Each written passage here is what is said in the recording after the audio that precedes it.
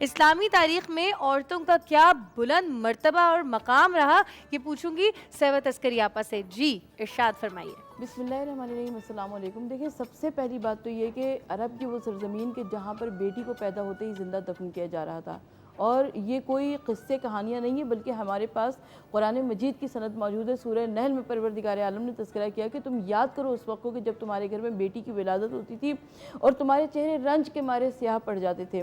تو اللہ کے رسول صلی اللہ علیہ وآلہ وسلم جب اسلام آیا، سرکار رسالت صلی اللہ علیہ وآلہ وسلم مبعوث برسالت ہوئے، تو وہ عرب کی سرزمین کے جہاں پر بیٹی کو پیدا ہوتے ہی زندہ دفن کر دیا جاتا تھا، اس بیٹی کو وہ مرتبہ اور وہ مقام مل گیا کہ اسے باپ کی وراثت میں سے حصہ دار قرار دے دیا گیا.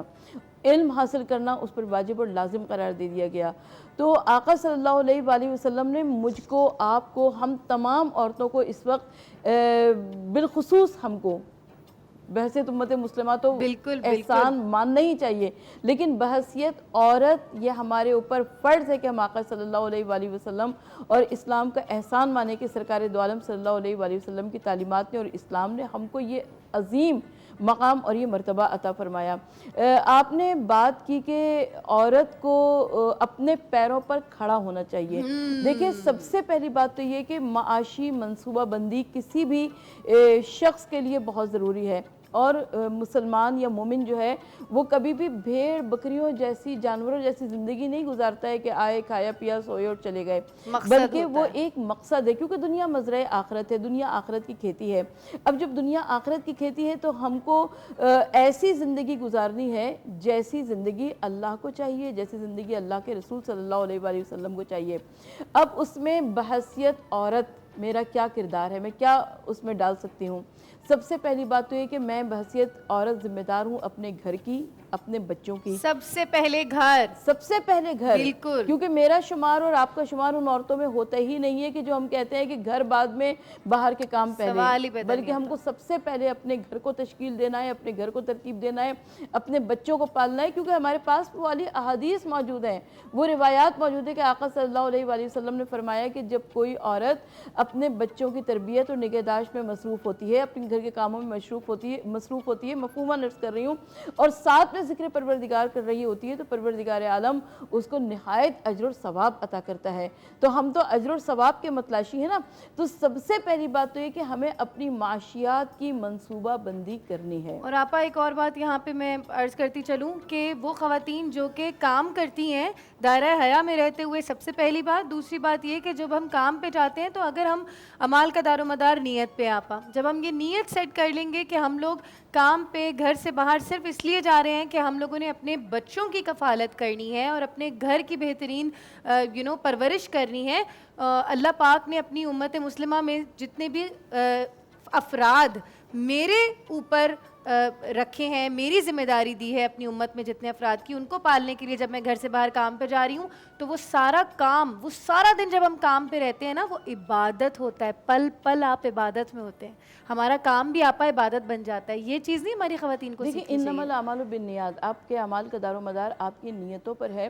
اور میں نے عرض کیا معاشی منصوبہ بندی، تو معاشی منصوبہ بندی میں عورتوں کا کردار بہت زیادہ عظیم اور اہم ہے. میں مردوں کی اس وقت بات نہیں کر رہی کیونکہ ہمارا ٹاپک مردوں پر نہیں ہے. جب ہم عورتوں کی بات کرتے ہیں تو سب سے پہلے اللہ کے رسول صلی اللہ علیہ وآلہ وسلم نے، ہم دیکھتے ہیں کہ ام المومنین خدیجہ الکبریٰ جو کہ پہلی ام المومنین سرکار کی زندگی میں تشریف لائی ہیں، تو آقا صلی اللہ علیہ وآلہ وسلم نے ان کے اوپر کوئی پابندی نہیں لگائی کہ سرکار دو عالم صلی اللہ علیہ وآلہ وسلم ان سے کہتے کہ جی اب وہ تجارت کے کام نہیں کریں گی، وہ معاشی منصوبہ بندی نہیں کریں گی، بلکہ وہ اپنے معاشیات کو سنوارتی رہیں، اپنی دنیا کو اس لیے سنوارتی رہیں تاکہ ان کا دین بن سکے، ان کی آخرت بن سکے، کیونکہ دنیا مزرعہ آخرت ہے.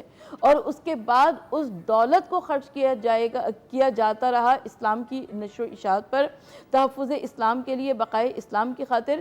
تو وہ دولت کمانا بھی ہمارے لیے عبادت قرار پایا. اور سب سے بڑی بات یہ ہے کہ آپ اگر دولت کو اس طریقے سے کمائیں کہ جس کی بنا پر حضرت ام المومنین خدیجہ الکبریٰ کو لقب طاہرہ ملا، تو یقیناً مجھے اور آپ کو ان کے نقش قدم پہ چلنا چاہیے.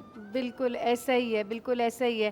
آپا ازدواجی زندگی میں جو آقا پاک نبی کرم صلی اللہ علیہ وآلہ وسلم کے جو معاملات رہے اپنی ازواج کے ساتھ، ان کے بارے میں ذرا کچھ ارشاد فرمائیے گا تاکہ ہم لوگ بھی لیسن سیکھ سکیں. کہ کیونکہ آج کل सीधी बात है कि डाइवोर्सेस का रेट सबसे ज़्यादा डाइवोर्सेस पाकिस्तान में आई हैं, टॉप 3 में पाकिस्तान था कोरोना टाइम्स में भी।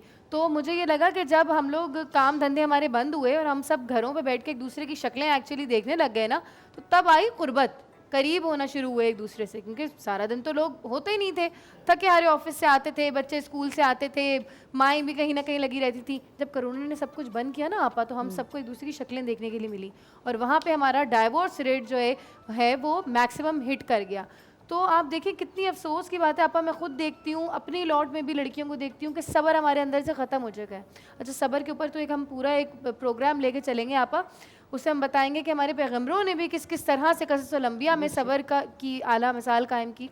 हमारी लड़कियों को सब्र भी तो सिखाए ना आपा, कि अगर माली मसलों में मर्द आ जाता है या किसी और किस्म के मसले, तो लड़कियों ने क्या करना है।